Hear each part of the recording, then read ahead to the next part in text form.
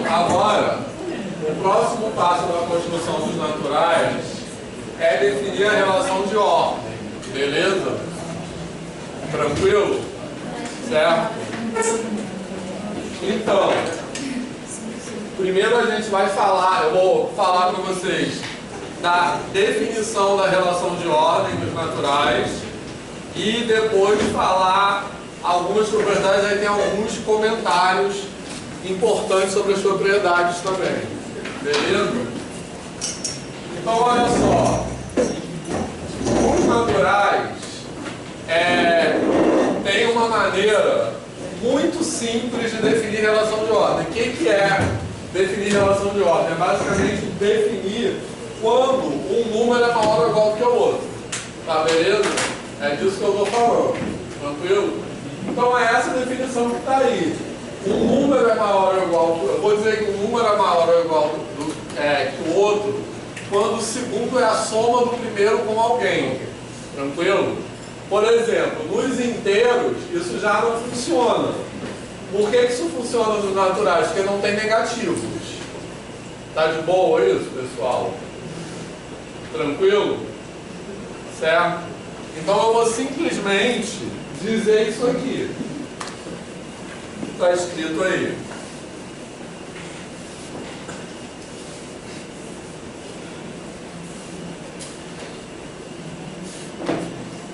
Que esse número n é maior ou igual que o número n quando eu obtenho n somando n com alguém.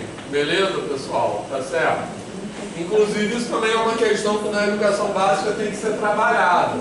Porque quando a gente está só com os positivos, a soma sempre aumenta, né? Depois, quando entra os negativos, isso também é uma coisa que causa confusão na educação básica. Beleza? Tranquilo? Bom, e aí, uma coisa que talvez possa parecer estranha é isso aqui, ó. Que eu defino primeiro maior ou igual, depois maior, tá? Beleza?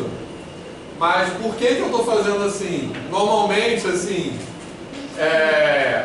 a gente talvez possa parecer mais natural definir o que é maior primeiro, maior ou menor, né?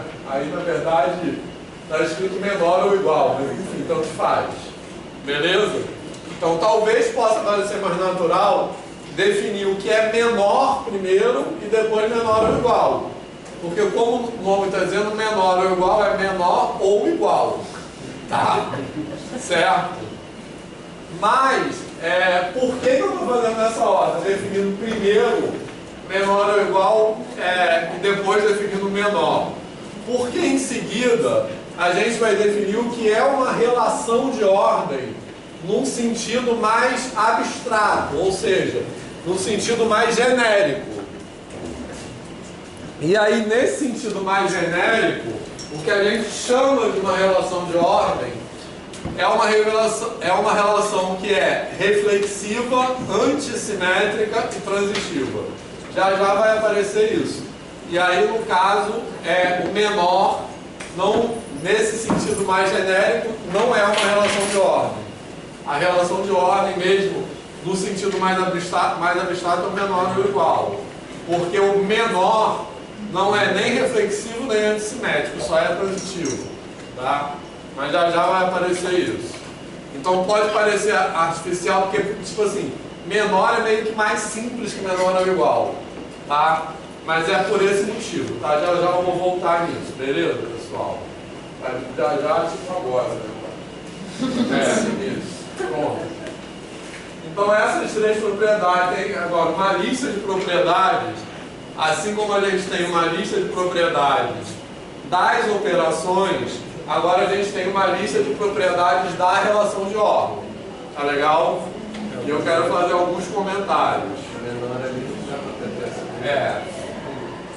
Isso. Beleza? Tranquilo? Então essas propriedades aí são as três primeiras. Minha primeira nem a segunda. Minha primeira nem a segunda, exatamente. Beleza? Essas três propriedades aí, propriedade reflexiva, antissimétrica e transitiva, são as três propriedades que definem relação de ordem num contexto mais amplo. Beleza? Tranquilo? A gente está falando aqui da relação de ordem nos naturais, que é tipo assim, que é um caso específico de relação de ordem, é um exemplo de relação de ordem. Mas a gente pode ter outras coisas que também são relações de ordem, e para definir isso eu vou dizer que qualquer relação que satisfaça essas três propriedades é uma relação de ordem. Beleza, pessoal? Tá de boa? Tá? Bom, uma observação quanto à nomenclatura, que assim, a palavra reflexiva, eu acho que faz sentido, né? Por que a gente diz que a relação é reflexiva? Porque todo elemento está relacionado com ele mesmo. No caso dos naturais, todo número é menor ou igual que ele mesmo. Beleza? Transitivo também, né? Eu acho que a palavra é mais... enfim, faz mais sentido. Tranquilo? Uma relação transitiva é quando A está relacionado com B, B está relacionado com C, então A está relacionado com C. Tá de boa isso, pessoal? Certo? Agora, por que a palavra antissimétrica? Por que se usa essa palavra? Porque uma relação simétrica, daqui a pouco a gente tem a definição de relação de equivalência. Lembram dessa definição? Uma relação que tem que ser isso. Uma relação de equivalência tem que ser reflexiva, simétrica e transitiva. Beleza? E o que é uma relação simétrica? Uma relação simétrica é isso aqui, ó. Eu vou usar esse símbolo R maiúsculo para me referir a uma relação de forma mais geral. Tranquilo? Também estou usando o termo relação aqui meio que informalmente. Porque senão, de novo, teria que falar teoria de conjuntos, etc. Tá? E foi uma opção não fazer isso. Mas acho que dá para pensar assim, informalmente, intuitivamente, o que eu quero dizer com relação. Certo? Então, o que é uma relação simétrica?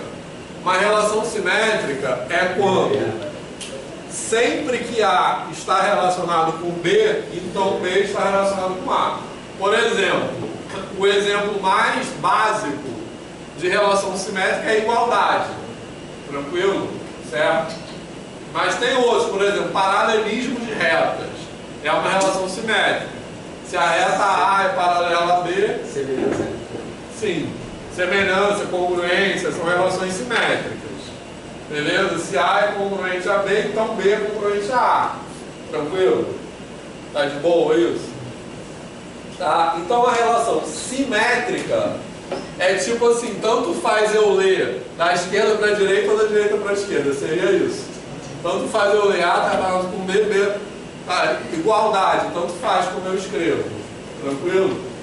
E a relação antissimétrica é como se fosse quase o contrário disso. Porque a relação antissimétrica, eu só vou ter A relacionado com B. Aqui eu vou ter A relacionado com B e B relacionado com A sempre. A relação, isso aqui é simétrica, né? E a antissimétrica, eu só vou ter essas coisas acontecendo ao mesmo tempo no caso particular onde A é igual a B. Beleza, pessoal? Tá tranquilo isso? Certo? Então, só para falar a palavra. Só por que você disse que precisava definir o menor igual e depois o só menor? Porque, nesse sentido mais genérico, do que a gente chama mais abstratamente de relação de ordem, o menor não é uma relação de ordem. Porque ele não é nem reflexivo nem antissimétrico. Entendeu? É só por isso. Então, por quê? Porque tem outros exemplos que também são coisas que são relações de ordem e que não são essa relação de ordem aí, que é a ordem numérica, digamos assim. Coisas que a gente nem associa com uma relação de ordem. Então, abstratamente, qualquer coisa que satisfaça essas três propriedades, eu vou chamar de uma relação de ordem. Tá de boa? Certo? Então, coisa que a gente, como eu disse, que a gente não associa com relação de ordem. Quer ver um exemplo uma coisa que também é uma relação de ordem nesse sentido aí, é inclusão de conjuntos. Beleza? Certo? Então, quando eu tenho dois conjuntos e eu defino A contido em B, ou seja, quando todo elemento de A é elemento de B, eu estabeleço uma relação de ordem. Uma relação de ordem no sentido assim, que eu posso dizer que uma relação de ordem é uma forma, como se fosse assim, de hierarquizar esses no caso, conjuntos ou números, beleza? Então tá claro para todo mundo, ó, que essa relação é reflexiva, tranquilo? Porque todo conjunto está contido nele mesmo, é transitiva, que eu acho que é mais fácil de ver, e é antissimétrica. Na verdade, no caso da inclusão de conjuntos, essa propriedade antissimétrica define a igualdade. Não define a igualdade, mas é uma maneira, é uma estratégia muito usada de mostrar que dois conjuntos são iguais. Você mostra que um está contido no outro e o outro está contido no um, beleza? Muitas vezes a gente faz isso. Quer mostrar que dois conjuntos são iguais, mostra que A está contido em B e B está contido em A. A gente está usando a propriedade antissimétrica. Tá de boa isso, pessoal? Certo? Tranquilo? Tá? Bom, uma outra relação que também é uma relação de ordem, nesse sentido aí, mas a gente não associa muito com relação de ordem, mas eu digo que ela é uma relação de ordem, porque ela satisfaz essas três propriedades, é a divisibilidade dos números naturais. Beleza? Eu acho que isso está escrito aí nesse slide. Quando eu tenho dois números naturais e eu falo que A divide B, Na parte de seguinte. porque isso aqui depois. Então, calma. A divide B, todo mundo concorda que é reflexiva, beleza? Todo número divide ele mesmo. É antissimétrica, se eu tenho dois números que A divide B e B divide A, então A é igual a B. Nos naturais, nos inteiros já não é, porque aí posso ter A igual a mais ou menos B, né? E é transitiva também, beleza? Então, nesse sentido aí, a divisibilidade dos naturais também seria uma outra relação de ordem. Ou seja, seria uma forma diferente de hierarquizar os naturais. Beleza, pessoal? Tá de boa? Fez sentido isso? Então, de forma abstrata, eu vou chamar de relação de ordem qualquer relação que satisfaça essas três propriedades. Tá de boa isso? Certo? Isso aí eu quis dar esse exemplo aqui da divisibilidade, porque daqui a pouco esse exemplo vai reaparecer de uma maneira que eu acho surpreendente. Que ele vai aparecer quando a gente pensa vou falar assim, sem dar muito spoiler, na representação de um número racional como fração. Na verdade, mais precisamente no seguinte coisa, por que a gente usa essa representação? Mas já vamos voltar a falar isso e a gente vai voltar nisso aqui, tá?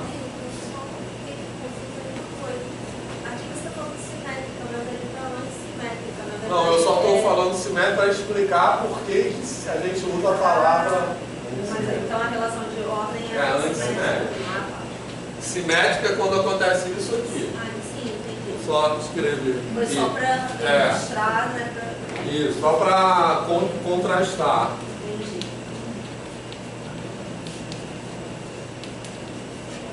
Beleza? Então assim é simétrica e assim é antissimétrica. Beleza? E daqui a pouco vai aparecer uma relação reflexiva, simétrica e transitiva, que é o que a gente chama de uma relação de equivalência. Tá? Beleza? Lembram disso, relação de equivalência? Tá, vamos falar sobre isso daqui a pouco. Mas está de boa até agora? Tá. Bom, aí, outra propriedade da relação de ordem. Então, isso aí é a definição genérica abstrata de relação de ordem, tá? Essas três propriedades, é o que eu já falei. Aí, uma outra aqui, é isso que a gente chama de tricotomia. Tricotomia é quando eu pego o seguinte: eu tenho uma relação de ordem, então eu tenho dois elementos quaisquer, certo? Eu já defini o que é menor, tá? Então, eu tenho dois elementos quaisquer e vale uma e somente uma dessas três alternativas. Por isso que é tricotomia, como se fosse assim. Tem uma dicotomia quando tem duas alternativas, uma tricotomia quando tem três alternativas, tá? Então, se eu pego dois números naturais quaisquer, então, ou um é menor do que o outro, ou o outro é menor do que um, ou eles são iguais. Beleza? Vale uma e somente uma, não pode valer duas ao mesmo tempo, e sempre vai valer uma. Então, isso que eu chamo de tricotomia. Tranquilo? Certo? Então, reparem só. A inclusão de conjuntos é uma relação de... Eu digo que isso é uma relação de ordem porque ela satisfaz as três primeiras propriedades. Está de boa? Certo? Só que ela não satisfaz a tricotomia. Tranquilo? Certo? Por quê? Porque se eu pegar dois conjuntos quaisquer, eu não posso dizer necessariamente que ou A está contido em B ou B está contido em A. Tranquilo? Eu posso pegar um conjunto aqui, ó, sei lá, 1, 2, 3, e outro conjunto 3, 4, dos naturais, beleza? Esses dois conjuntos aqui não vale nem que A está contido em B, nem que B está contido em A, nem que A é igual a B. Tá beleza? Tranquilo? Então, esses dois conjuntos, eles não são comparáveis mediante a inclusão. A inclusão, eles não têm não tem uma hierarquia entre eles, mediante a relação de inclusão. Tá de boa isso? Certo ou não? Tranquilo? Tá? E se eu pegar dois números naturais, A e B, sempre vai valer isso aí. Ou eu vou ter que A é menor do que B, ou eu vou ter que B é menor do que A, ou eu vou ter que A é igual a B. Beleza? Alguma dúvida nisso? Fala. Tá de boa? Então, a relação de ordem, como no caso dos conjuntos, é completa, né? Isso é total que a gente chama. Então, nesse caso a gente diz que é uma ordem total, e nesse caso aqui a gente diz que é uma ordem parcial. Certo? O que quer dizer uma ordem total? Que mediante essa relação eu posso comparar quaisquer elementos. Se eu pegar dois elementos quaisquer, eles são comparáveis. Na ordem parcial não, pode ter elementos que são comparáveis e outros que não são comparáveis. Tranquilo? Eu não posso estabelecer uma hierarquia, digamos, entre eles. Tá de boa isso? Certo? Fez sentido? A ordem total só existe de conjunto para conjunto natural. Sim, seria uma subordem da inclusão, que aí seria uma ordem total. Entendeu? Na ordem total sempre são comparáveis. É. Na ordem total, dois elementos quaisquer sempre são comparáveis.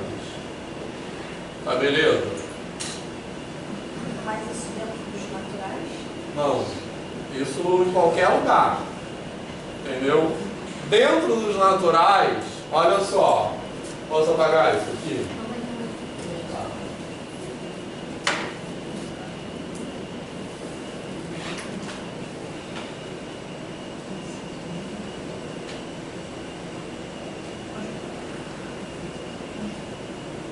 Olha só, dentro dos naturais, pegando a pergunta da Marcela, eu posso pensar o seguinte: agora que eu defini a relação de ordem, eu estou com essa estrutura aqui.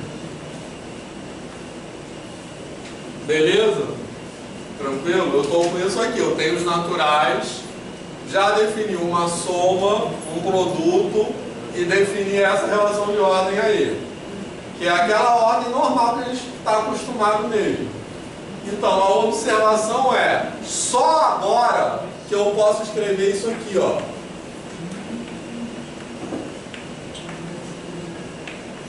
Beleza?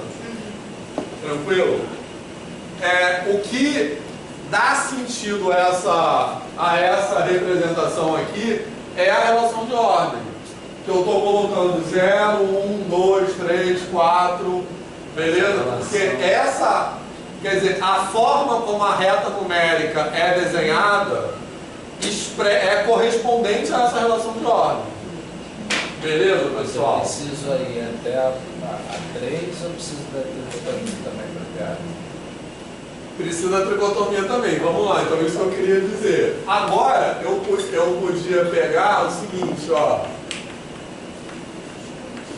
Eu vou escrever isso aqui. O que eu quero dizer com isso? Eu peguei os naturais, soma e produto, e no lugar dessa relação de ordem usual, eu botei a divisibilidade. Tá de boa isso? Porque eu falei, a divisibilidade é outra forma de ordenar, digamos assim. Só que a divisibilidade, diferente, aqui eu tenho uma ordem total, tá?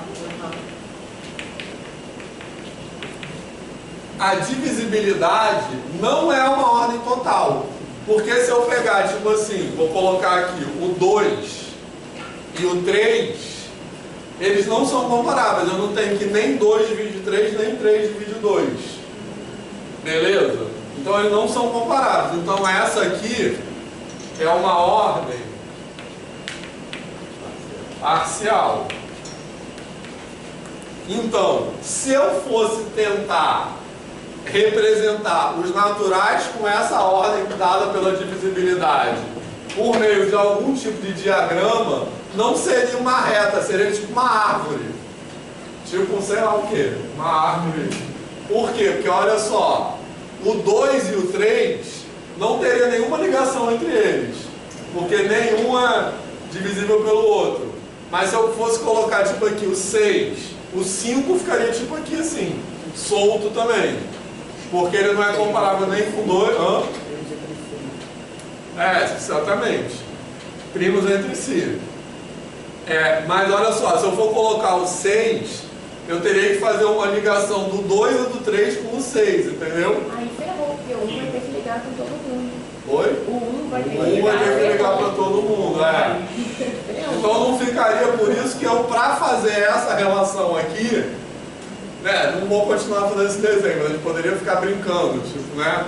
Se eu colocasse, sei lá, o 10, aí ele ficaria aqui assim, né? Nem seria como, teria várias maneiras de posicionar.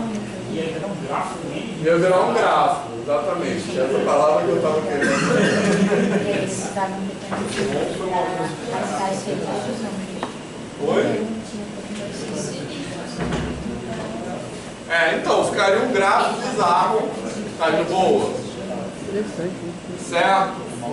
Mas olha só, de novo, por que essa observação que eu estou fazendo é relevante nessa disciplina? Aí eu discuti no currículo, tá? Ao fazer essa observação. Por que essa relação é relevante nessa disciplina? Eu não estou propondo que você ensine isso aqui na educação básica, tá? Mas ao assim, relativizar isso aqui, eu estou querendo destacar a ideia de que o que permite, o que dá sentido a essa forma de representar graficamente é a tricotomia, que era o que o Diego perguntou, beleza? Que é tipo assim, um depois do outro, e nessa relação todo mundo é comparável com todo mundo. Senão eu tenho um grafo lá, super, beleza? Isso. Então, veja bem, é claro que na educação básica eu vou trabalhar com essa relação de ordem aqui, certo? Mas isso que eu estou falando é um exemplo de uma coisa que a gente falou agora há pouco. Para entender esse negócio aqui, eu preciso relativizar, eu preciso tirar ela do seu lugar de única possibilidade. Beleza? Então, por que é assim? Porque em outra possibilidade seria diferente. Beleza? O que foi? Não, é porque esse grafo aí ia ser isomorfo à função zeta de Riemann.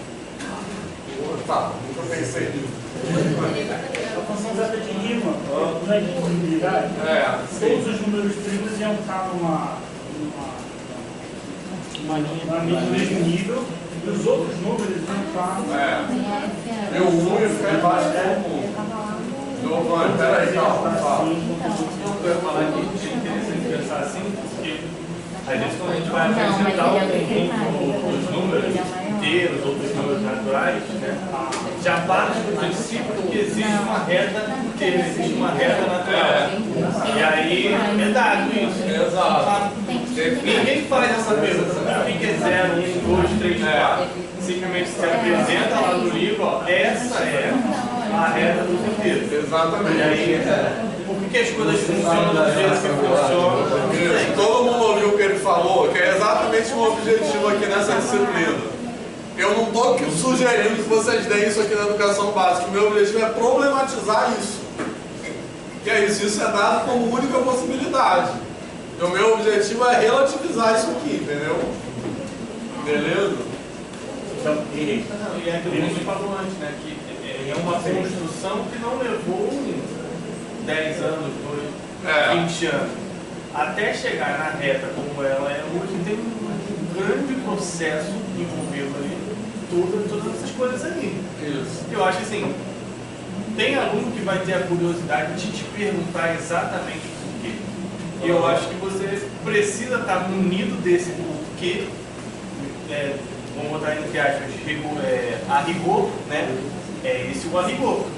É assim por quê? Porque definiu-se desse jeito, partiu-se dessa e dessa premissa, organizou-se dessas formas, e aí a gente tem essa estrutura. O que dá para falar da ordem que eles têm ultimamente, falar da ordem quando você for montar a regra.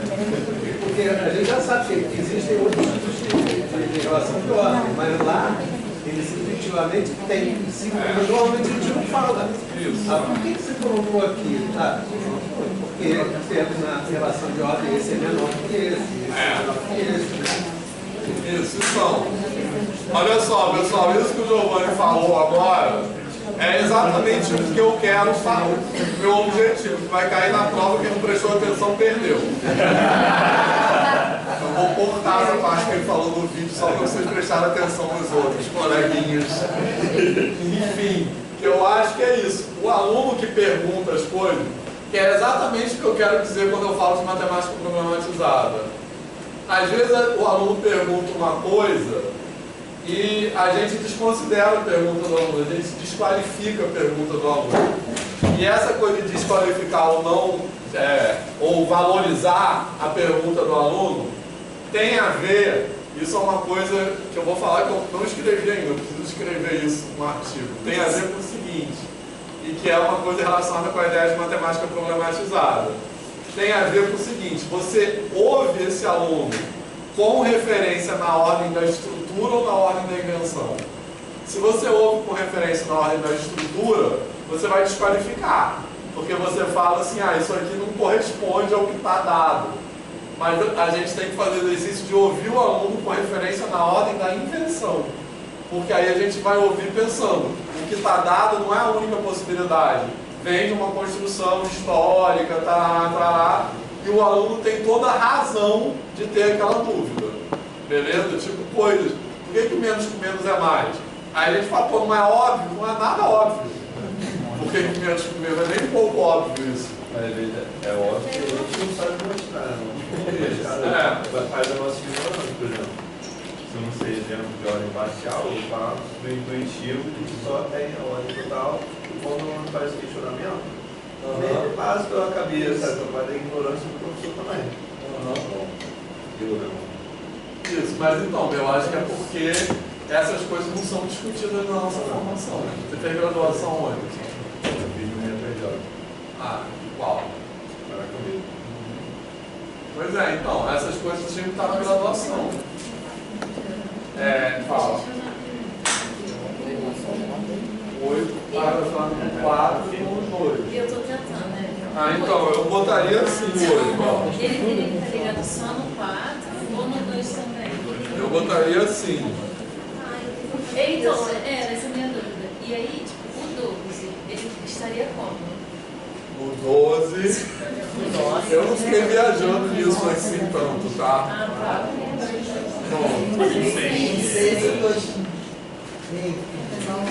Então, aí você começa a colocar pontinho. Hã? O quê? Você começa a colocar outros, você coloca pontilhado, entendeu? Setinho. Acho que a dúvida dela é a seguinte: se o 8 está ligado com 4, automaticamente ele vai estar ligado com 2. Então não precisa de mais um traço pro 2. Então, foi assim que eu fiz. Eu acho que a dúvida dela talvez seja essa. Porque você poderia desenhar assim, tá? Né? Isso. Mas eu estou desenhando assim, entendendo que esse traço aqui representa a transitividade. Esse está relacionado com esse está relacionado, então esse está relacionado com esse, entendeu? Beleza?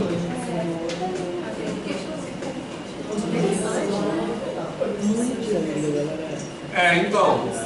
E não tem essa ligação aqui, né? Pro 12. Não, mas ele ligou com 4. Não, porque o 3 vai pro 6 e o 6 vai pro 12. Aí você pode fazer Entendeu? Porque eu tô. Quando tem um que liga com o outro, você faz a transitividade. Eu tô pensando nessa representação assim, entendeu? Certo? Porque nessa aqui, ó, o 3 está relacionado com 6 e o 6 está com 12. Então o 3 está com 6. Porque do 3 você chega no 12, entendeu? E o 18, aí você tem que ligar com 3, com 9. Podia ligar direto no 6. Você calma, o 4 tá certo? Tá. O 4 ligando com o 12. Aí teria que botar o 9, o 18. Aí o 9 seria o 3. O 18 com 9. Aí tá com 18, só que o 6 tem que. E o 18 com 6. Puxar só o 6. Os dois tem que ir lá também. É o 18 com 6. Porque aí o 2 já O 6 tem que ir pra cá. Porque se ligar o 6, o 2. Aí o 2 já foi de presente. Automaticamente com o 1, você só liga com o 1. Com 1 você liga com os primos. Exatamente. O 1 você tem que ligar com todos os primos. Só mais criança. Então, tem várias reflexões matemáticas e tal. Ligaria só com os primos. Porque Deus ligado com o primo automaticamente está ligado com os outros. Entendeu? Estou pensando assim. Calma. Não, você estava pensando que eu tinha pensado em colocar o 9 em cima, mas o 9 não está ligado com isso. Isso tem que ser separado. Exatamente. Essa ligação aqui não passa no 9. Então, vocês podem ficar. Eu nunca fiquei brincando com esse negócio aí. Descobri o número de Então, tem várias questões matemáticas relacionadas com isso aqui. Beleza? Exatamente. Dá para usar isso aqui e trabalhar essa ideia de MDC, coisa assim. Né? Múltiplos divisores. Por exemplo, a probabilidade 60, que tem vários divisores, ser usado em vários lugares, tem conectado com vários números. Legal. Então, estou gostando essa turma aqui pensa em coisas que eu nunca pensei, tá? Mas o que eu quero com esse exemplo é isso, é problematizar isso aqui. Se eu mudei a relação de ordem, então essa representação ela está ligada com essa relação de ordem. Beleza? Tranquilo? E também outra coisa. Lembra que eu falei na aula passada que uma coisa é o conjunto, outra coisa é a estrutura. Então aqui a gente tem o mesmo conjunto com estruturas diferentes. Beleza? Porque o conjunto é o conjunto dos naturais, então os elementos são os mesmos, mas aqui eu estou munindo esses elementos de atributos diferentes. Então são estruturas diferentes. Beleza, pessoal? Tá de boa isso? Tá? Então agora, continuando, então esse exemplo aí que eu já botei, tá? Esse exemplo aqui da divisibilidade, que a gente explorou aqui. Guardem ele, cenas dos próximos capítulos que tem um plot twist. com esse exemplo aqui da... Eu sou. Oi? Eu achei que quando você falou que vai vir, eu achei que era esse. Não, é outro. É outro plot twist, tá? Tô falando isso lá, falando pro pessoal que eu gosto de cinema, tá? Então, esse exemplo, guardem que ele tem um plot twist, que eu não vou dar spoiler, é outro plot twist, tá? Vamos lá, continuando as propriedades. Agora tem essas duas aí, que são muito importantes, beleza? Que são as propriedades de monotonicidade, tranquilo? Certo? Por que eu estou falando que elas são muito importantes? Porque, posso apagar isso aqui? Já tiraram foto disso? Quem quer tirar foto? Já? Tá. Por quê?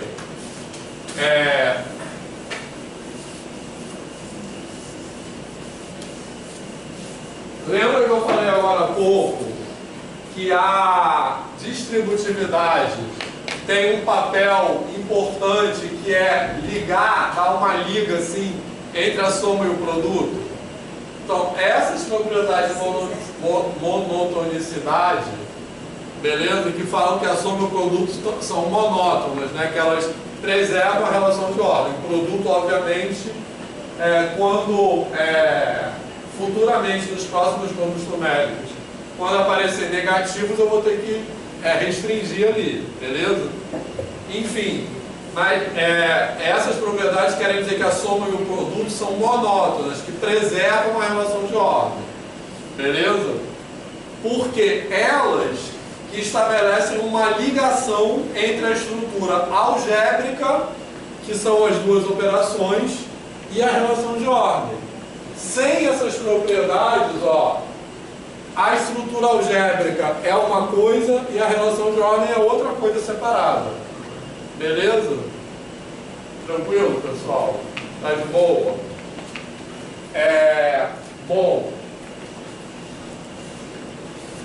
Tá de boa isso?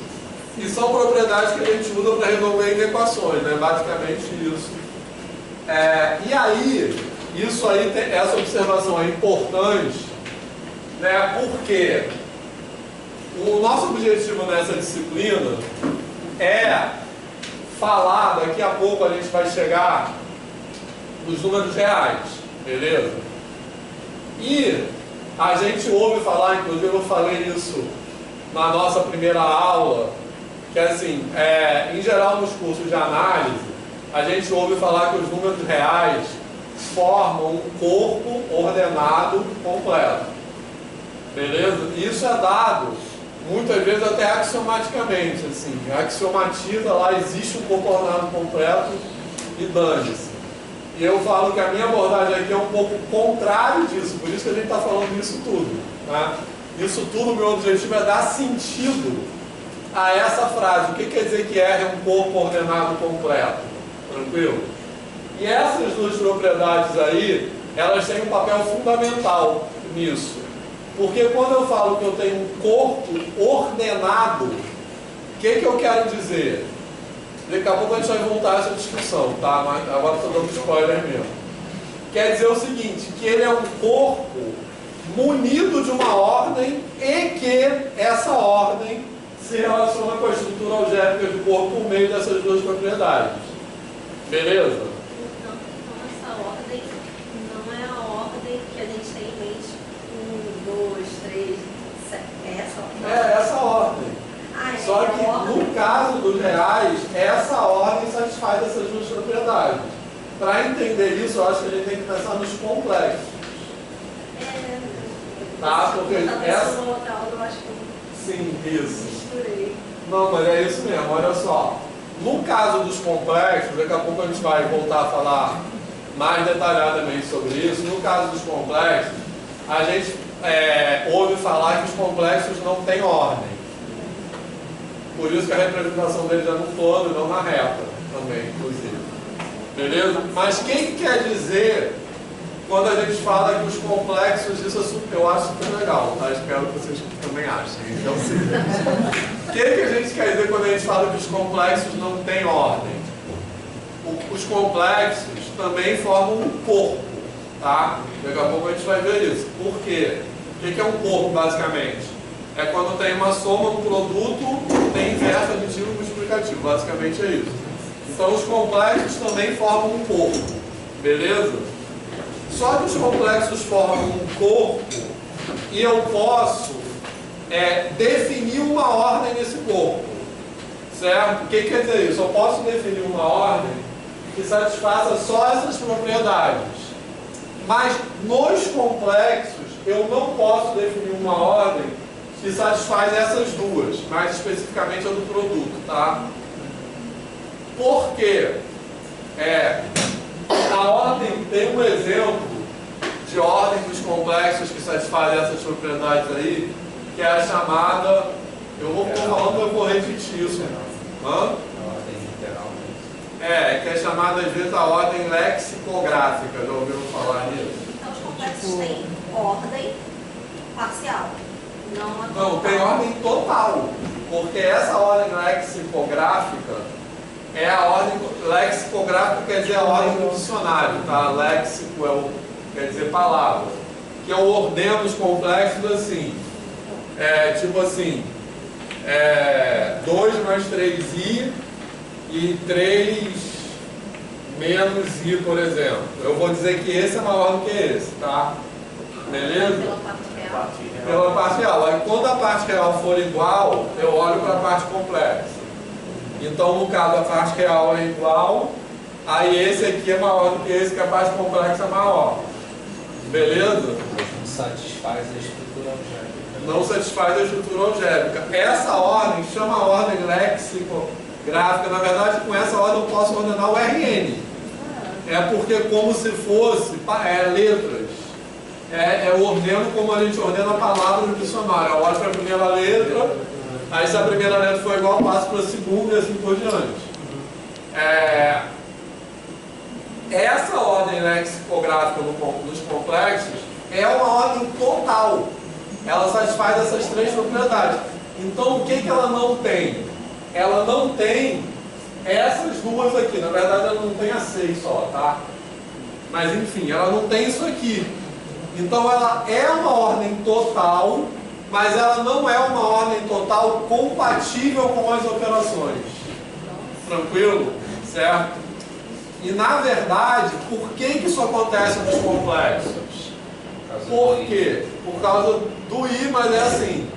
A estrutura algébrica dos complexos é incompatível com ter uma ordem que satisfaça isso aqui.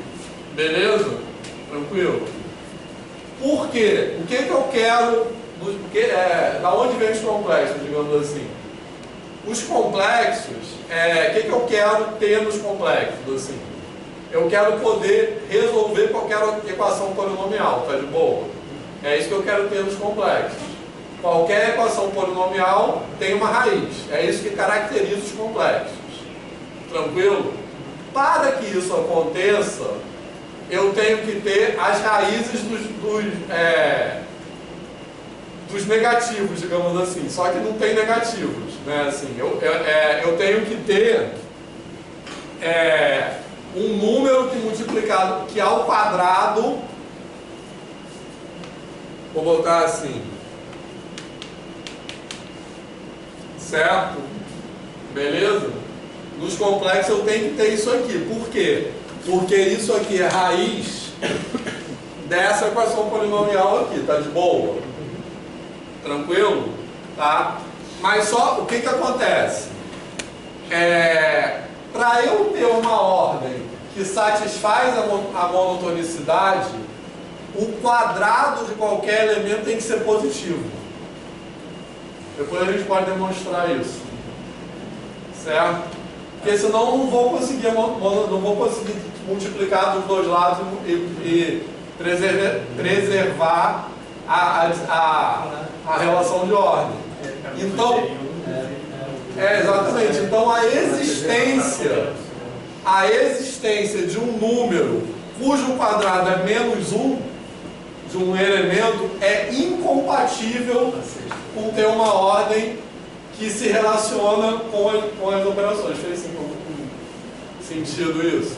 Então eu digo o seguinte, que os complexos são um corpo que eu posso munir de uma ordem, mas não são um corpo ordenado. Porque o que eu chamo de corpo ordenado é um corpo que satisfaz isso aí tudo. Uma pergunta, talvez, um pouco idiota, não sei. É por isso que os complexos não são considerados números reais? Os complexos têm uma estrutura diferente dos reais. Sim. Quer dizer, eles não podem ser colocados na reta, né? É por isso. Mas eu quis falar isso, porque depois a gente vai voltar a falar sobre isso. Eu acho que é legal. Tem coisas que é legal falar várias vezes. Eu lembro que para a gente conseguir provar que 0 é menor do que 1, a gente tinha que provar que A ao quadrado era maior que 0. Não tem a ver com isso? Tem a ver. Nesse caso, sim. Todo número ao quadrado, se eu tenho uma ordem que satisfaz isso aí, todo número ao quadrado é uma ordem que é real. Já a gente vai voltar a isso. Mas fez sentido isso, pessoal? Fez? Então, olha só. Na verdade, isso é o seguinte. Quando eu vou construindo os conjuntos numéricos, eu vou acrescentando novas propriedades, beleza? Por exemplo, em seguida, quando eu construo Z, eu quero incluir os inversos aditivos. Quando eu construo Q, eu quero incluir os inversos multiplicativos. Quando eu construo C, eu quero incluir as raízes das equações polinomiais. Mas às vezes, quando eu quero incluir uma coisa, eu tenho que abrir mão de outra. Então esse é o caso aqui. Para eu ter isso, eu não posso ter uma ordem. Então, os complexos são um corpo completo, mas não ordenado. Beleza? Fez sentido isso? Pode falar se não fez. Porque depois a gente vai repetir isso, tá? Mas eu tô... Fala, Ana Paula. Ah, tá. Então, os complexos é um corpo completo, mas não ordenado. Mas que pode ser munido de ordem. Mas pode ser munido de ordem. Mas quando eu falo que é um corpo munido de ordem, é que só tem isso aqui. Para ser ordenado tem que ser isso tudo. Entendeu? Porque um corpo munido de ordem é um corpo que tem a estrutura algébrica e tem uma ordem, mas uma coisa não tem nada a ver com a outra. Entendeu? E ele não tem uma absoluta E6, ele continua sendo um número de ordem. Ele só tem É só que é uma ordem que não tem relação com as operações. Entendeu? Não tem a última só. Bom, e aí, também antecipando algumas coisas que eu vou falar depois, é o seguinte. Eu tenho assim, ó.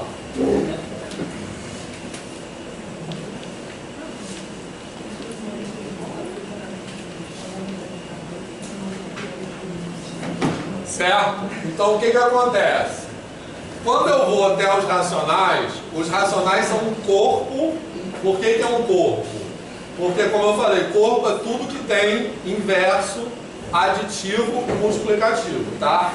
Então, os complexos são um corpo. Beleza? Os racionais. Racionais são um corpo. Beleza? São um corpo ordenado, porque nos racionais eu tenho isso aí tudo também. Mas não são completos.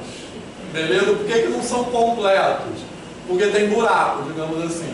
Entre aspas, tá? Provisoriamente. Vamos pensar assim. Beleza? Se eu colocar os racionais, eles não cobrem a reta. Vamos pensar. Beleza? Então, por isso que eu digo que eles não são completos. Então, o que são os reais? Os reais são o completamento dos racionais. Beleza? Ou seja, na verdade, os reais são o menor corpo que estende os racionais e que completa. Mas aí, quando eu vou além dos reais, eu continuo com a completude, mas perco a ordem. Então, para ter a completude, eu tenho que chegar nos reais. Beleza? Mas quando eu vou além dos reais, eu perco a ordem. Nesse caminho aqui, tem outros caminhos possíveis, tá? O aluno adora, hiperreais, surreais. É legal ouvir os peágios, porque você faz dinheiro para completar na métrica peágio, e aí você chega nos números peágios, que eles são completos no sentido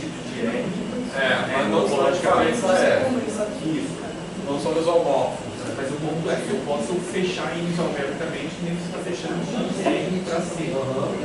Só que aí quando você faz isso em muitos PAs, você perde a completude topológica, ganhando a completude.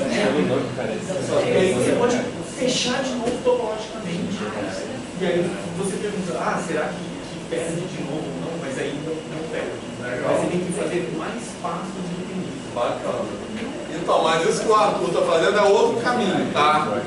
Mas nesse caminho aqui, eu estou falando que isso é importante falar, vou repetir, porque isso mostra por que falar que R é um corpo ordenado completo é tão especial, beleza? Porque nesse caminho aqui, R é o único corpo ordenado completo, porque ele é o mínimo que eu preciso chegar para ter completude e é o máximo até onde eu posso ir para ter ordem. Então, corpo ordenado completo só tenho ele. Aqui eu tenho corpo ordenado, mas não completo, e aqui eu tenho corpo completo, mas não ordenado. Tem sentido? O R é O mínimo até onde eu preciso ir para ter completude, e é o máximo até onde eu posso ir para ter ordem. Beleza? Mas a gente vai voltar, vai falar sobre isso tudo de novo, tá? Tranquilo? Mas está fazendo sentido isso? Tá? Professor, me veio uma dúvida aqui. Que o... Não, já foi. Tá. Se quiser falar. Não, acho que foi. Tá.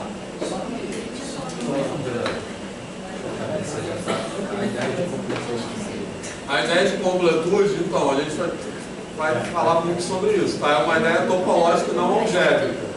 Isso é outra coisa importante. Beleza?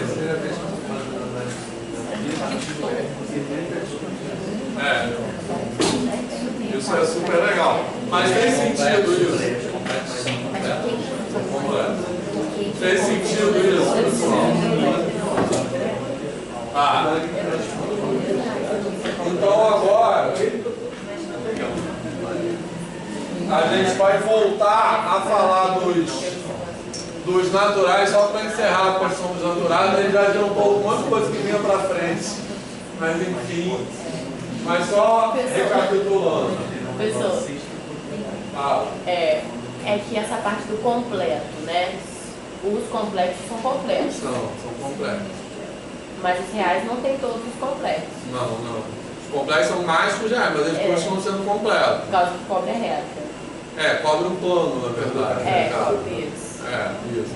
É que A gente pode pensar provisoriamente assim, os complexos não, completo quer dizer que não tem buraquinhos.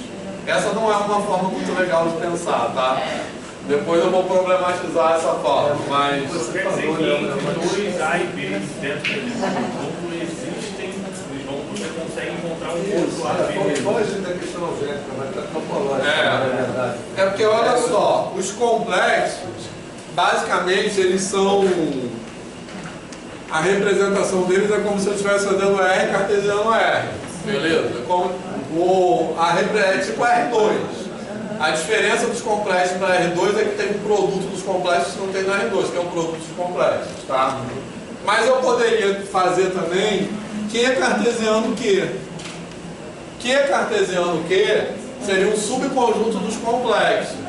Seria o quê? Os números complexos cujos partes imaginárias são racionais. Tranquilo? Porque eu posso ter um número complexo assim. 2 mais i, entendeu? Esse número aqui está nos complexos, mas não está em Q cartesiano Q. Beleza? Então, Q cartesiano Q não seria completo, porque faltam coisas. Basicamente é isso. Só que a questão que a gente vai... Então, por isso os completos que eles cobrem um plano. Só que a questão outra questão que é muito importante que a gente vai falar daqui para frente é o seguinte: essa ideia, entender o que é essa ideia de completude. Então, mas isso a gente vai, porque isso tem muito o que falar. Porque essa ideia, a grande questão é que esse conceito de completude é um conceito topológico e não algébrico. Ele não tem a ver com as operações. Beleza? Professor, seria na reta dos reais para cada ponto que eu pego, tem um número associado. Isso, seria isso. Mas o que são esses pontos? No caso dos complexos, como eu tenho completo, eu tenho qualquer ponto do plano.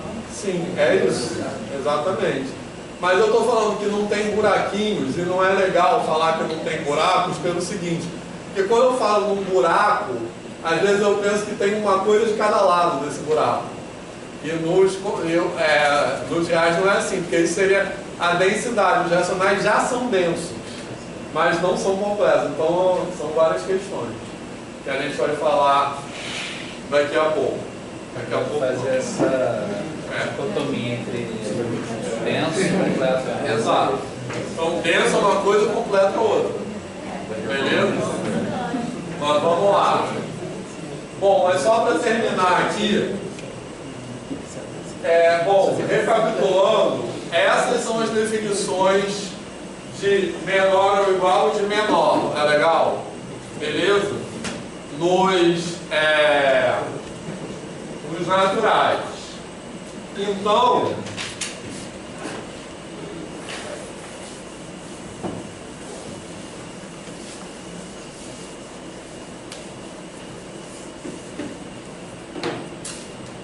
menor ou igual, nesse caso aqui, onde eu tenho um número P pertencente a N qualquer, nesse caso aqui eu vou dizer que N é menor ou igual a N, beleza? Certo? Tranquilo? Por quê? Por que é menor ou igual? Porque esse P aqui pode ser zero, tranquilo? Quando ele for zero vai ser igual. Tá beleza? Isso, pessoal? Certo? E quando é que eu vou ter estritamente menor? Quando esse P é diferente de zero também, que é o que está escrito ali, tá? Beleza? Então essas são as definições que eu coloquei para menor ou igual e menor nos naturais. Tranquilo, pessoal? Certo? Bom, e aí tem uma série de teoremas que são meio burocráticos assim, mas são importantes também. Mas eu quero chegar no último teorema que é bacana, que é o chamado princípio da boa ordem, tá? Vamos lá. Bom, então esse teorema é burocrático. O próximo acho que não é tanto não, tá? Mas eu estou dizendo o seguinte, olha só. Tipo assim, uma propriedade que parece que é óbvia, né? Mas não tem que demonstrar. Aquela coisa, quando a gente está construindo um conjunto, eu tenho que demonstrar o óbvio, tá? Então eu defini menor como sendo assim, beleza? Certo? Mas isso é a mesma coisa que dizer que somente sei, que é esse teorema, isso aqui é equivalente a dizer que ele é menor,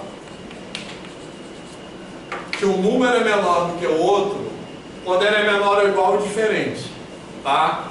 Então esse teorema é só para demonstrar que isso aqui é equivalente a isso, por isso que ele é meio burocrático. Hã? Fala. Não, é porque realmente parece óbvio, né? Não, é óbvio, a demonstração, eu só botei aí que a gente vai precisar dele, tá? E a demonstração também é bem direta, tá? Não vou dizer que a demonstração é fácil, porque é proibido dizer que é fácil. Mas eu vou dizer o seguinte, não vou fazer essa demonstração por causa do tempo, tá? Depois vocês podem olhar aí, que eu quero chegar no último teorema dessa parte.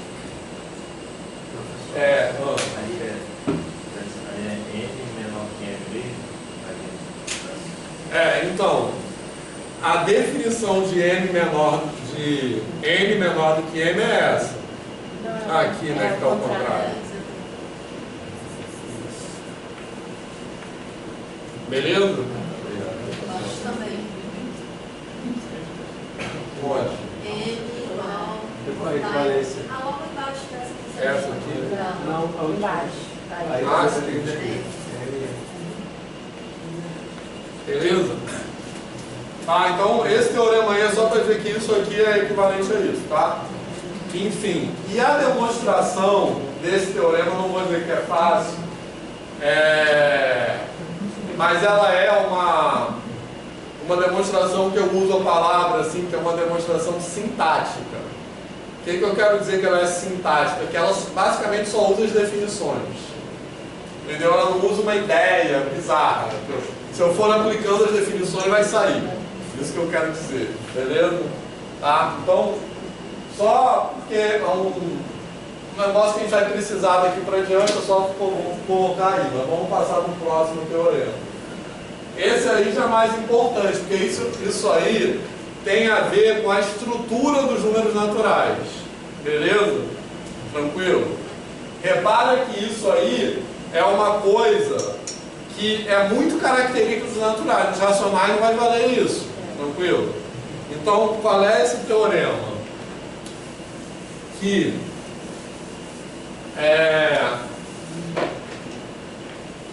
N é menor do que N, C e somente C, N mais 1 é menor ou igual a N, beleza? Tranquilo? Por que eu estou falando que isso é muito característico dos naturais? Porque um corolário imediato disso aqui, que vai aparecer depois, é o seguinte, que entre um número natural e o seu sucessor não tem mais ninguém. Beleza?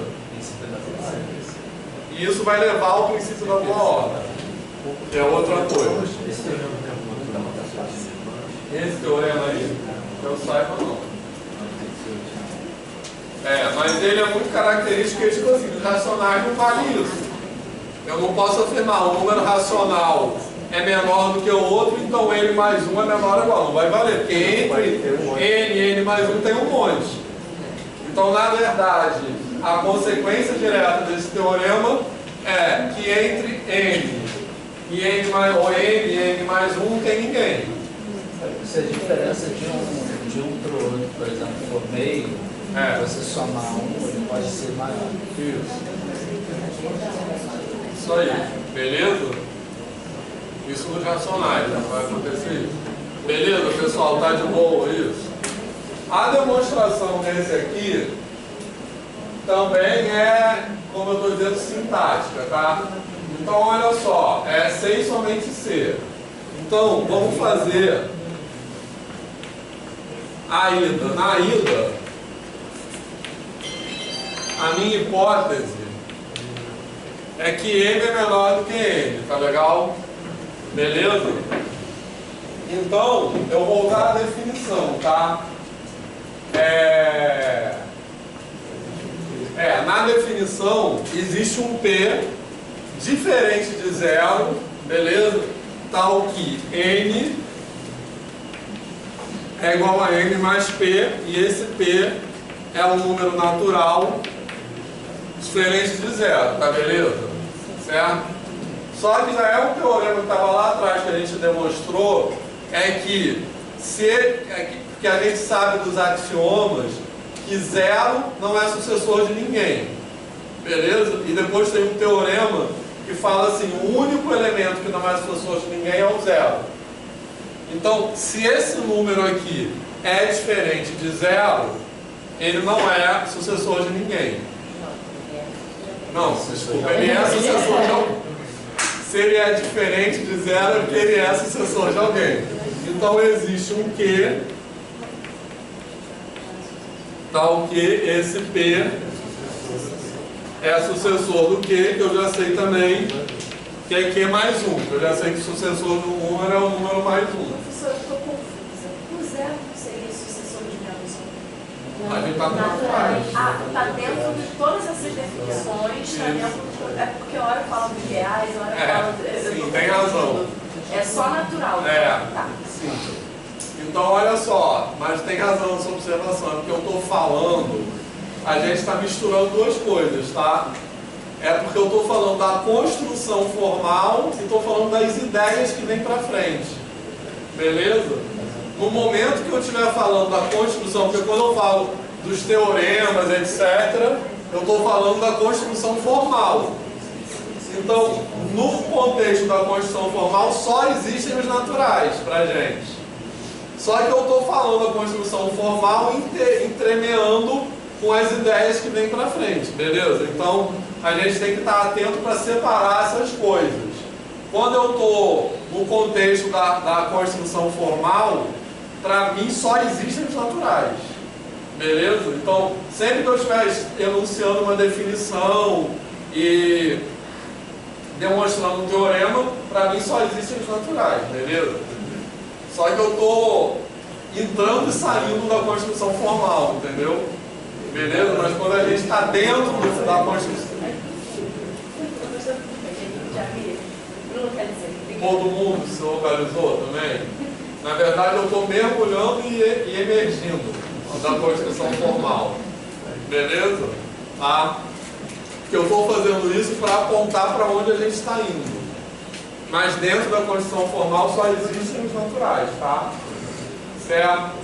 Bom, aí, pronto, aí basicamente acabou, tá? Porque aí eu substituo isso aqui, então P aqui é mais 1.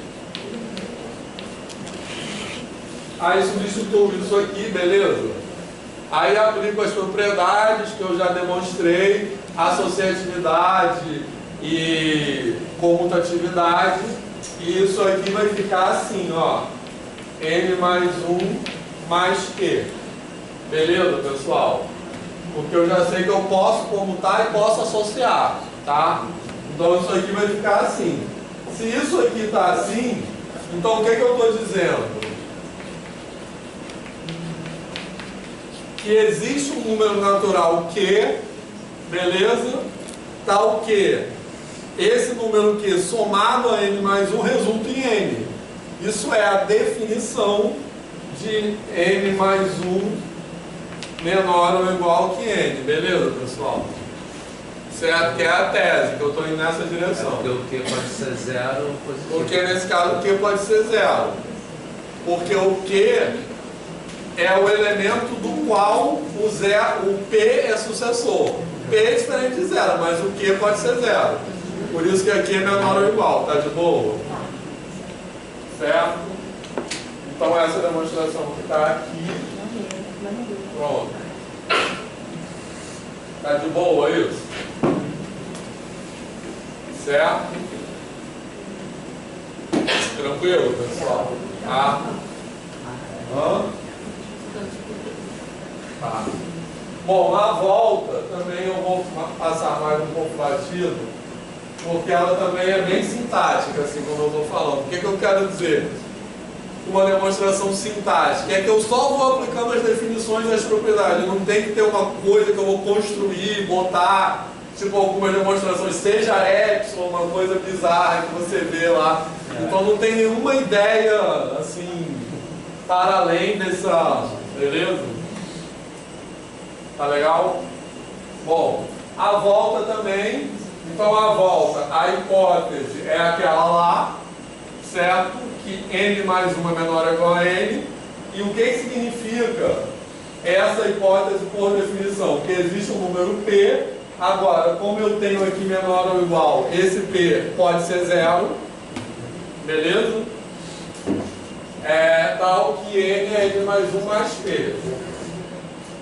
Então, aplicando de novo as propriedades, eu vou chegar nisso aqui. Tá legal? Certo? Então eu tenho N igual a N mais P mais 1. Agora, esse P mais 1 aqui vai ser diferente de 0. Beleza? Então pronto, aí eu chego nisso aqui. Tá legal? Alguma dúvida? Tá de boa isso? Tá? É só aplicando as definições, tá? Certo? Tá, agora vamos lá.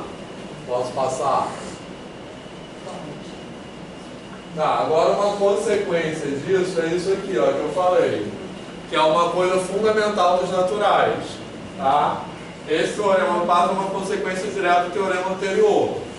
Que se eu tiver, não tem ninguém entre um número e seu sucessor. Se eu tiver um número K entre n e n mais 1, ou ele é n ou ele é n mais 1. Tá de boa isso? Tá? E lembrando, nos racionais não vai valer isso. Tem infinitos nos racionais entre esses dois aí. Tá, vamos lá. Bom, então a demonstração por absurdo, suponhamos que exista isso aí, beleza? Um número K que esteja estritamente localizado entre n e n mais 1, e aí aplicando o teorema anterior, como n é menor do que K, então n mais 1 é menor ou igual a K. Beleza? Certo? E aí a questão é que isso aqui quebra a tricotomia. Tranquilo? Porque repara, em cima eu estou dizendo que K é menor que n mais 1. E embaixo eu estou dizendo que K é maior ou igual que n mais 1. Então eu não posso ter menor, aquela coisa da tricotomia. Ou é menor ou um é maior do que o outro ou é igual. Beleza? Enfim, enrolei, mas ou um é maior do que o outro, ou o outro é maior do que um, eles são iguais. E aí está quebrando a tricotomia. Beleza? Então vamos lá. Certo.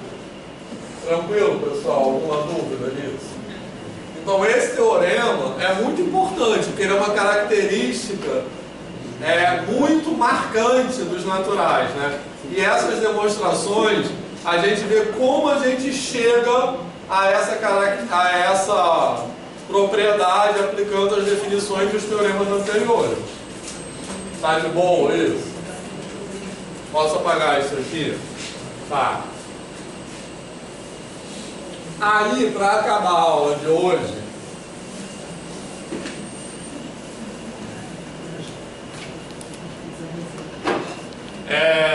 só quero demonstrar um último teorema que é bem importante, que também, assim como esse, ele é muito característico dos naturais, e ele chama princípio da boa ordem, que eu não sei o que tem esse nome. Princípio da quem? Princípio da boa ordem. Vamos chegar lá.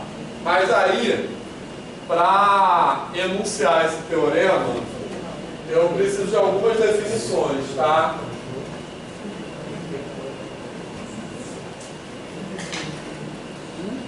Olha só, e essas definições a gente vai usar muito daqui para frente, beleza?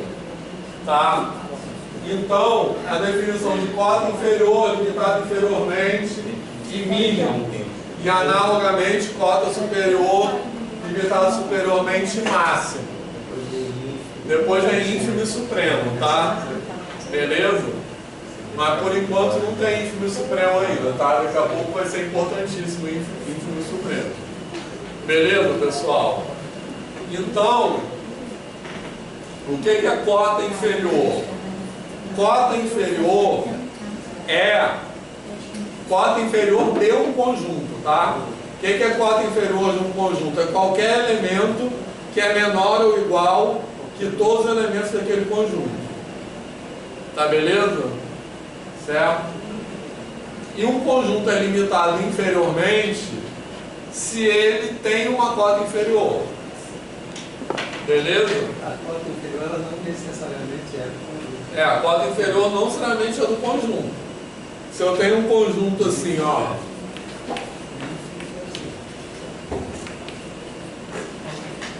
Esse conjunto aqui, 5 é cota inferior dele, tá? Beleza? Então, para esse conjunto aqui, todos os números até o 100 são cotas inferiores. E o próprio 100 também é cota inferior. Tá de boa isso? Só que ele vai ser o mínimo, né? Ele vai ser o mínimo. Vai. Mas ele é o mínimo, né? É o mínimo. Certo? Tranquilo? Então, na cota inferior, basta atribuir um valor, esse valor vai ser menor sempre do que exatamente. Isso aí. Mas existem conjuntos que só tem uma única cota inferior? Nos naturais, sim. Nos inteiros, não. Beleza? Porque nos naturais, se eu tivesse qualquer conjunto que comece com 0, só o 0 é cota inferior. Nos inteiros não, que aí o menos 1, menos 2 também vão ser. Beleza? Tranquilo? Bom. Pode arbitrar um valor.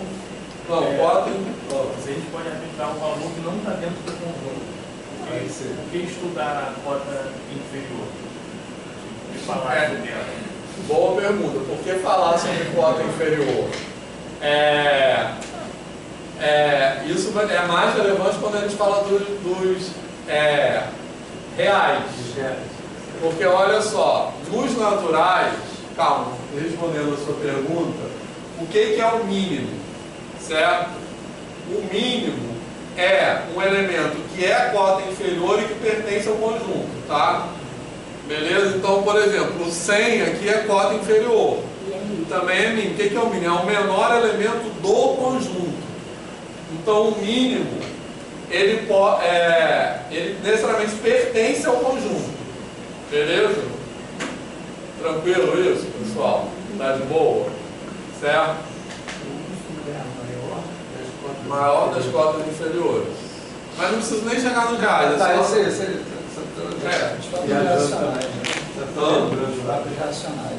Os próprios racionais, olha só. Nos racionais, então olha só, eu defino um conjunto limitado inferiormente como aquele que tem uma cota inferior, ou limitado superiormente como aquele que tem uma. Por exemplo, Então, nos naturais não tem. Não, nos naturais. Calma, ele está me ensinando várias coisas. Nos naturais, todo conjunto é limitado inferiormente. Porque o 0 é cota inferior de todo mundo. Porque o 0, todo mundo é maior do que o 0. Nos naturais, beleza? Então, nos naturais, todos os conjuntos são limitados inferiormente. Eu posso ter um conjunto não limitado superiormente. Por exemplo, os pares. Certo?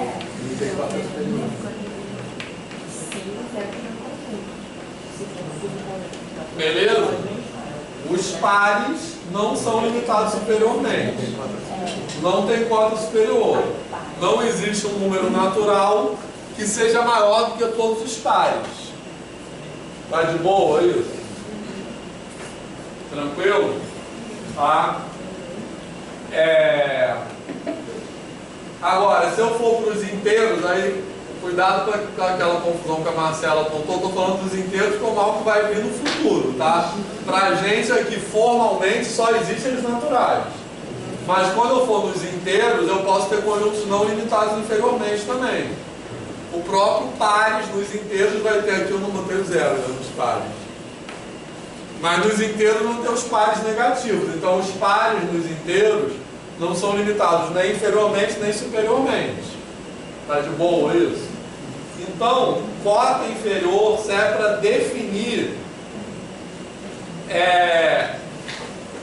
conjuntos limitados inferiormente e limitados superiormente. Beleza? Tranquilo? E aí vai vir o princípio da boa ordem. Deixa eu adiantar isso aqui, depois eu volto. Que diz exatamente isso aí. Todo conjunto dos naturais tem um mínimo. Beleza? Certo? Agora, nos racionais, isso não acontece. Eu posso ter um conjunto. Vou botar aqui no intervalo, tá?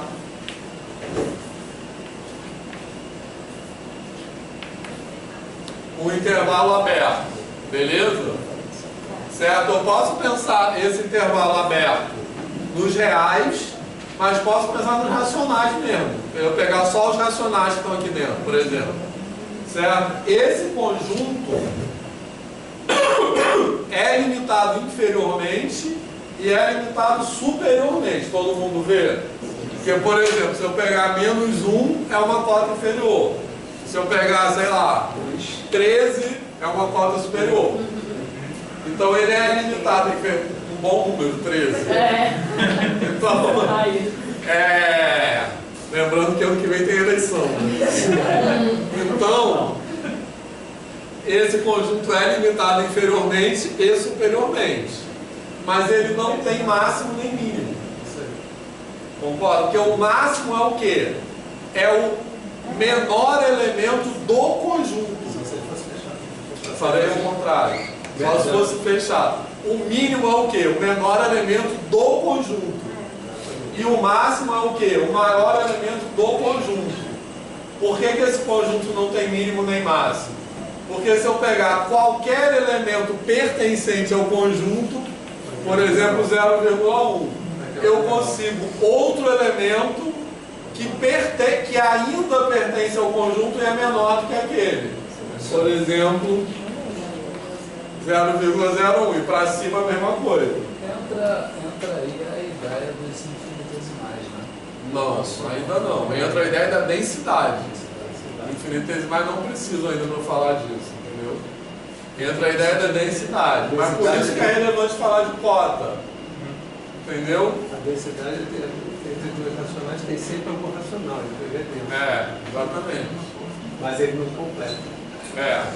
Isso. Porque precisa definir ele com alguma referência, mas ele não tem mínimo. Exatamente.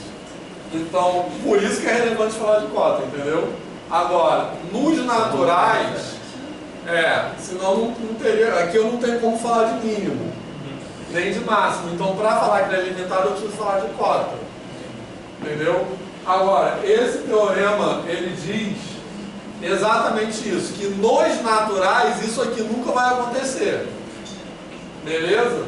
Nos naturais... O zero aqui seria o ínfimo? Seria o ínfimo, A maior das cotas seria o ínfimo. Isso.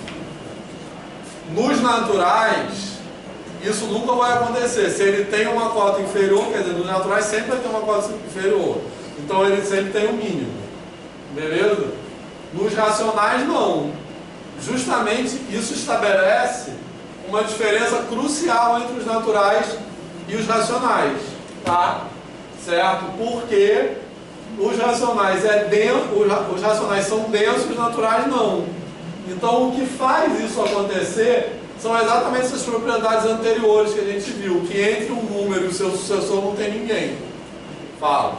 Professor, quando você está falando de cota inferior, superior, todas essas dos naturais, você vai falar só para os naturais todos ou vai usar também para subconjuntos dos naturais? Aqui agora. Para subconjunto. Também. Porque olha só, o que esse teorema diz? Seja A um subconjunto não vazio dos naturais. Então ele tem um mínimo. Para os naturais todos seria o zero. Sim. Só que ele não tem um máximo. Eu também posso enunciar uma outra versão desse teorema, que na verdade será um corolário desse, que é assim, também é verdade isso aqui, ó. Ali não é seja não, tá errado, é seja só. Certo? Seja...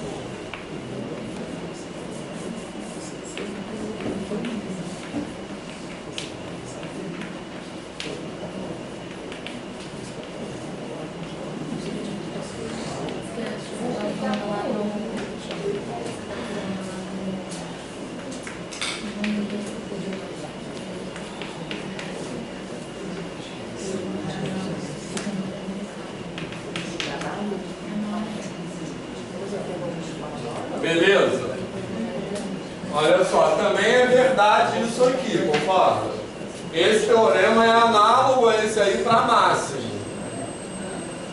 Ó, seja A um subconjunto dos naturais limitado superiormente. Então ele tem um máximo. Tranquilo? A diferença é que, no caso do mínimo, eu não preciso escrever limitado inferiormente, porque nos naturais, automaticamente, todo mundo é limitado inferiormente. Beleza? Não tem um conjunto de naturais que não seja limitado inferiormente. Beleza? Se eu tivesse nos inteiros, eu teria que escrever. Tá de boa isso? Ali é A diferente de vazio. A diferente de vazio. Tranquilo? É porque eu tenho que botar A diferente de vazio, porque vazio é limitado inferiormente e superiormente, mas não tem mínimo nem máximo. Vazio é limitado superiormente e inferiormente por vacuidade, né? Na verdade, que a gente chama. Mas tá de boa isso, pessoal? Certo? Então isso aqui também é verdade. Demonstrando isso aqui, eu posso demonstrar isso aqui como corolário, tá? Mas o que eu quero chamar a atenção é que eu poderia demonstrar esse primeiro e depois aquele também. Mas o que eu quero chamar a atenção é que ali, como eu estou nos naturais, eu não preciso escrever limitado inferiormente. Tá de boa isso? Só para não fazer confusão. Significa que existe um elemento, não necessariamente dentro do conjunto A. Não, necessariamente dentro do conjunto A, onde nenhum dos elementos de A é maior do que esse elemento. Que é isso que eu tenho que ter um máximo. Isso, exatamente. Mas o máximo do tem que pertencer ao conjunto. Entendeu? Ó, a definição de máximo e mínimo. mínimo. Não preciso falar de cota. Quando eu falo limitado superiormente, eu estou falando de cota. Eu quero dizer que existe uma cota, entendeu? Então, na verdade, olha só, pessoal, o que esses teoremas dizem? Eles dizem o seguinte, por que esses teoremas dizem e por que eles são importantes, certo? Porque esse teorema ele diz o seguinte, nos naturais, se tem uma cota, tem um mínimo. Se tem uma cota inferior, tem um mínimo. Se tem uma cota superior, tem um máximo. Nos racionais, isso não vai valer. Pode ter uma cota inferior e não ter um mínimo. E pode ter uma cota superior e não ter um máximo. Certo? Então, esse teorema é importante porque ele caracteriza os naturais. Ou seja, ele estabelece uma propriedade que é própria dos naturais, no caso dos inteiros também. Beleza? Mas que não vai valer depois. Por isso que eu estou fazendo esse negócio de entrar e sair, entendeu? Porque eu quero comparar com o que vem depois. Fez sentido isso? Tá? Então, nos racionais não valeria esse teorema. Beleza? Por isso que ele é tão importante. Tá de boa? Tá? Tranquilo? Não faz sentido no subconjunto dos naturais falar ilimitado superiormente, porque nem sempre nem sempre mas ele no caso do limitado inferiormente não faz sentido não faz sentido não precisa falar. Que automaticamente já é. Tá? Beleza? Tá? Então vamos lá. Vamos demonstrar. Aí para demonstrar, eu vou pegar esse conjunto, eu tenho um conjunto A.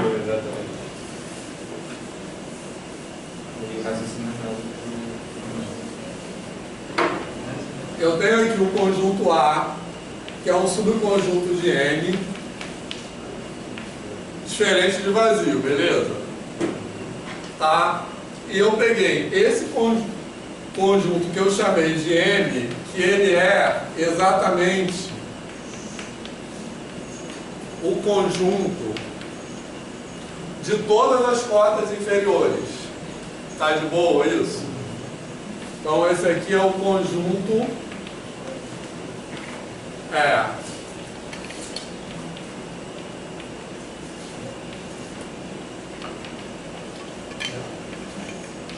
de A.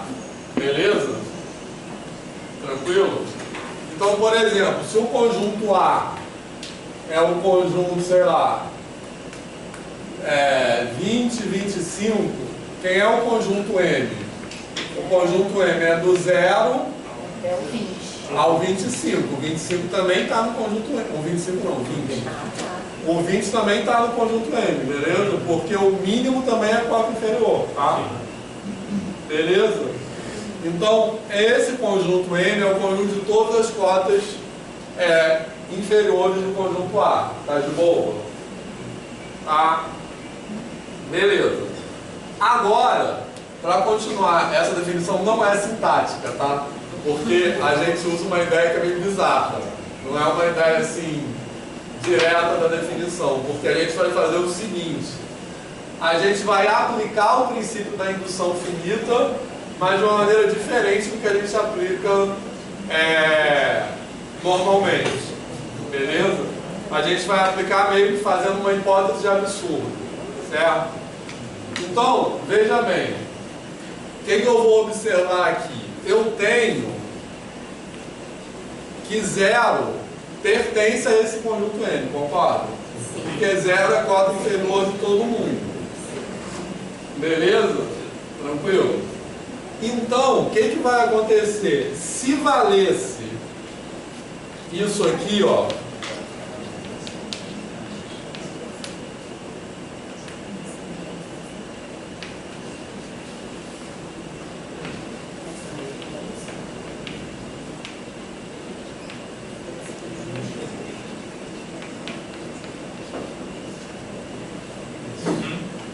mundo concorda?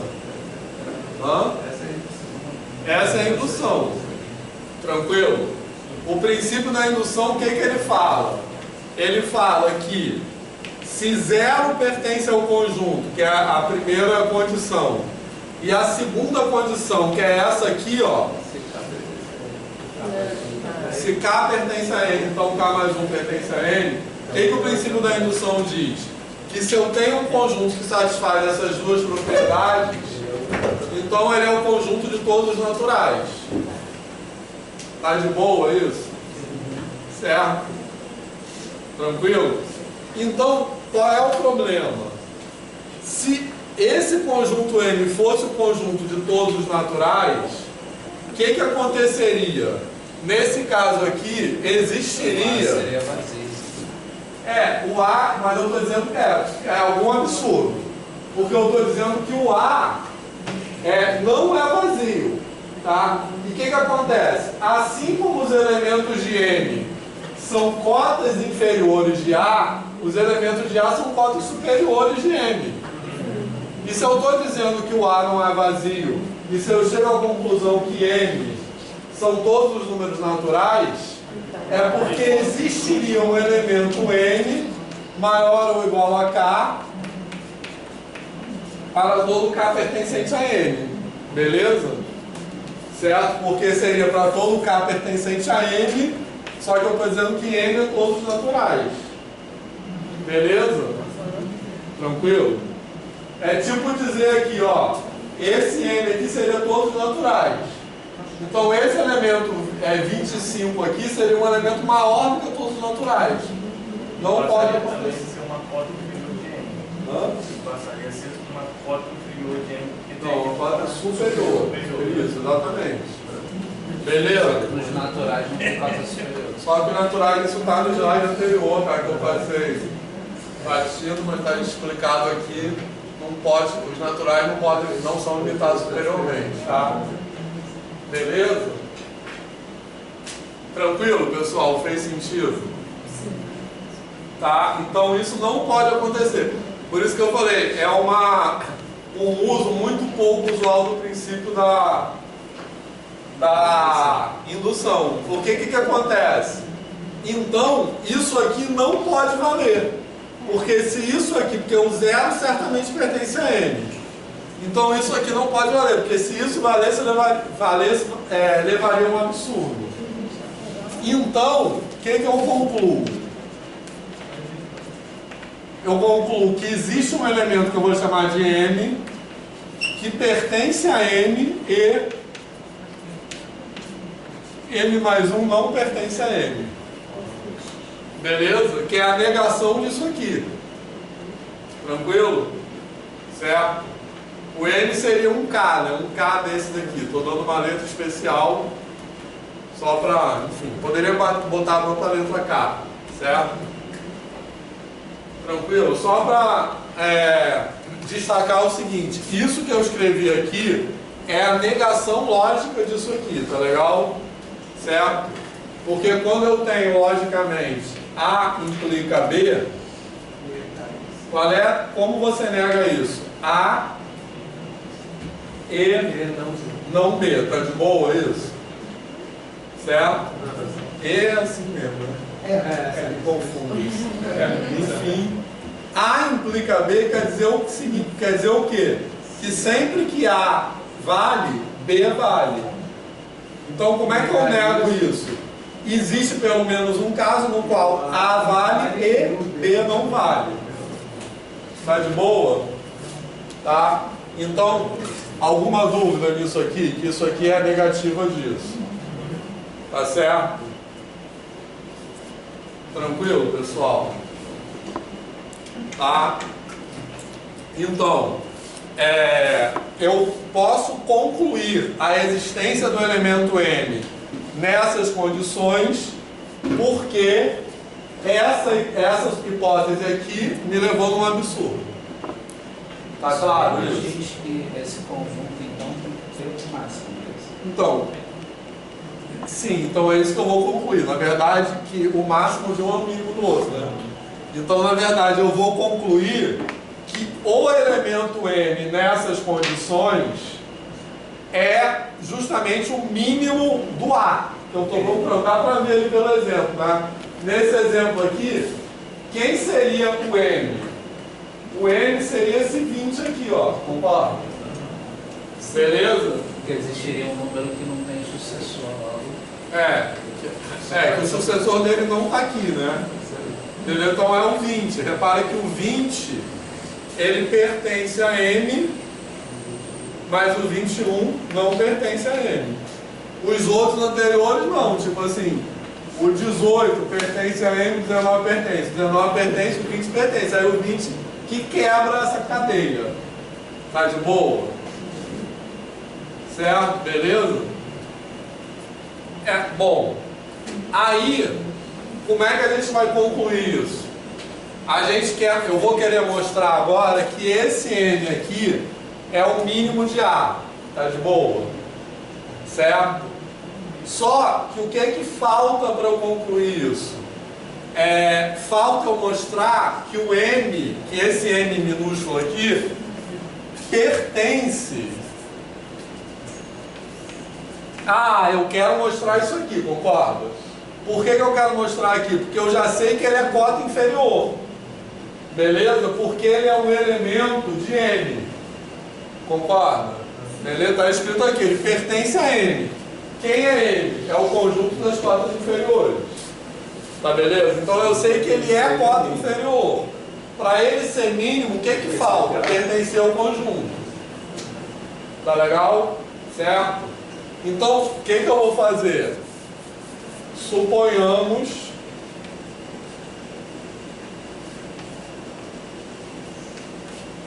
que M não pertença a A.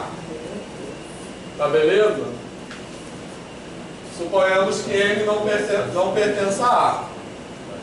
Tá de boa? Certo? Tranquilo até aqui? Sim, alguém se perdeu? Alguém quer falar alguma coisa? Tá. Então, olha só. Vamos supor que o M não pertença a A. Só que, como M é cota inferior de A, o que eu tenho? Que M é menor ou igual a N para todo N pertencente a A, beleza? Tranquilo?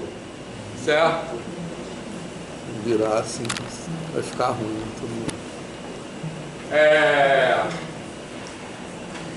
Beleza? Tá? Tranquilo? Vou escrever aqui mesmo.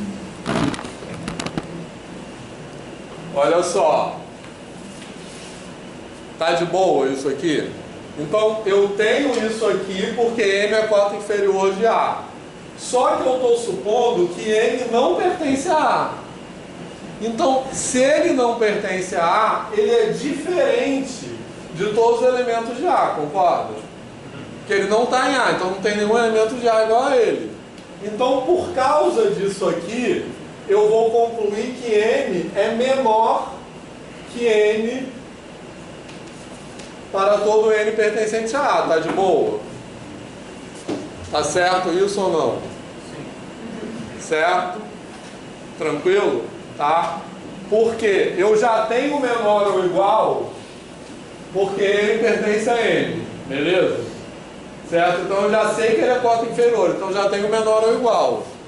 Só que a suposição de que ele não pertence a A leva à conclusão disso aqui, que ele é menor ou igual, mas ele também é diferente, porque ele não pertence a A, então ele não é igual a nenhum elemento de A. Não necessariamente eu tenho que ter acima dele. Isso. Mas tá de boa essa passagem? Já está acabando, agora é a última passagem. Tá de boa essa passagem aqui? Beleza? Agora, o que acontece? Se M é menor do que N, o que isso aqui implica pelo teorema que a gente acabou de ver, pelo teorema anterior? M mais 1 é menor ou igual a N. E isso tem que acontecer para todo N pertencente a A. Agora, se N mais 1 é menor ou igual a N para todo N pertencente a A, N mais 1 é o quê? Cota inferior. Então isso implicaria que N mais 1 também teria que pertencer a N, que é o conjunto das cotas inferiores, que contradiz aquilo ali. Vamos lá. Precisa necessariamente de todos esses passos para fazer essa conclusão? Sim, eu acho que sim. Quer dizer, talvez tenha outro caminho para essa prova, mas nesse caminho aí não precisa. Seria, se você supõe que o N não pertence a A, então esse N que você está dizendo, né, ele tem que pertencer ao N, ao conjunto N. E se ele pertence ao conjunto N, necessariamente ele é alguém maior do que N. Então, por isso, o M mais 1 pertenceria a este M. Isso. Mas aí, sim, estaria pulando algumas daquelas etapas. Não, mas olha só, você precisa dessas etapas pelo seguinte. Eu estou dizendo que o M pertence, o Mzinho é porque tem o Mzinho e o Mzão, tá? Sim, sim. O Mzinho pertence ao M. Mas se ele não pertence ao A, significa que tem um outro elemento ali no M que vai ter que ser cota inferior do A. Isso. Já que é o esse M M não é a maior. maior cota inferior. Mas é isso que eu estou dizendo. Então, mas para eu chegar a essa conclusão, eu tenho que usar o fato de que entre N e N mais 1 não tem ninguém. Entendeu? Por isso que eu precisei daquela última passagem ali. E por isso que nos racionais não valeria, porque eu não poderia fazer essa conclusão. Entendeu? O fato de M ser menor que todo elemento de A não me garantiria que M mais 1 é menor ou igual a todo elemento de A. Porque se fosse os racionais, por exemplo, o A poderia começar no 1 e o N poderia ser 0,9. E aí o N mais 1 já ultrapassaria. Por isso que eu preciso de todos aqueles passos. Beleza? Fez sentido isso? Quero fazer só uma observação contra essa demonstração que ela está escrita bonitinha aqui. Gosto que é o limite desse negócio, mas não. O cursor saiu do lugar. Travou, mas lá no Point tem esse PDF, tá? Enfim. Duas observações. Uma que faz diferença você projetar e escrever, né? Vocês não acham? Sim, Eu não consigo explicar, não sei a razão cognitiva disso, mas quando é uma demonstração mais assim, intrincada, eu só ir projetando e falando, eu acho que não dá para acompanhar. Não sei nem explicar porquê, mas eu sei que é. Exatamente. Como é uma demonstração mais simples, eu acho que às vezes dá, mas quando é assim, acho que é difícil. Enfim. A outra observação é que, como eu falei, essa demonstração, ela não é nada sintática. Compara com aquela anterior que eu escrevi aqui no quadro. Aquela anterior do teorema 2, 3, sei lá, a gente só foi usando as definições. A gente escreveu assim, ó, N é menor do que M, então existe P pertencente a N, tal que N é igual a N mais P. Beleza? Essa aqui não. Essa aqui, repara, onde é que eu tirei essa ideia aqui? Quer dizer, eu tirei essa ideia porque eu já vi isso muitas vezes feito, mas da onde alguém tirou essa ideia? É uma ideia que é meio externa a, tipo assim, uma sacação que a pessoa tem que ter, tá? Para fazer essa demonstração. Então isso que eu quero dizer que ela não é sintática, ela não segue só as regras do negócio, tem que ter uma ideia extra. Beleza, pessoal? Então só para... Porque às vezes a gente faz as demonstrações muito no automático e não pensa muito nelas. Não tem nada a ver. Aquela demonstração anterior, falando do máximo, está ali no slide, né? Tá. Aqui agora o slide não está assim. Acho que agora vai voltar. Pronto, travou mesmo. Mas tá no slide. Definição de máximo, tá lá. Beleza, pessoal? Mais alguma pergunta? A única coisa é que esses PowerPoints aí, lá no Google, eles estão todos lá, tá? Só que lá no Google Class eles estão numerados com uma numeração que eu não estou seguindo. Eles não estão na mesma ordem que eles estão lá, mas eles estão lá. Então esse se chama axiomas de Peano. Mas tem axiomas de Peano também. Não, só tem lá em os lá de Axiomas de Peano só tem no PowerPoint.